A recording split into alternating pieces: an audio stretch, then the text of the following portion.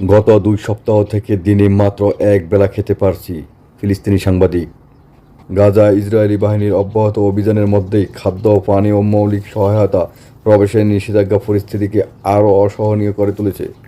গাজাবাসী, বিশেষত শিশু ও চিকিৎসা কর্মীরা চরম ও অপুষ্টি ক্লান্তির মধ্যে দিন কাটাচ্ছেন বলে জানিয়েছেন স্থানীয় সাংবাদিক ও মানবাধিকার কর্মী বিশান ওয়াদা। মঙ্গলবার 20 মে এক প্রতিবেদনে কাতার ভিত্তিক সংবাদ মাধ্যম আল জাজিরা এই তথ্য জানায়। গাজার ভয়াবহ পরিস্থিতি বর্ণনা করে ওয়াদা বলেন, ইসরায়েল 77 দিন ধরে গাজায় খাদ্য প্রবেশে বাধা দিচ্ছে। আমি গত 2 সপ্তাহ থেকে দিনে মাত্র এক বেলা খেতে পারছি। তিনি আরও বলেন, ডাক্তার, নার্স, সিভিল ডিফেন্সের কর্মীরাও সবাই একই পরিস্থিতিতে বাঁচার চেষ্টা করছেন।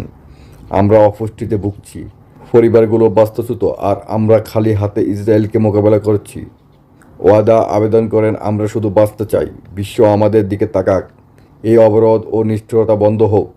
গাজা যুদ্ধবিরতি ও মানবিক সহায়তা জরুরি ভিত্তিতে পৌঁছানোই এখন একমাত্র আশা।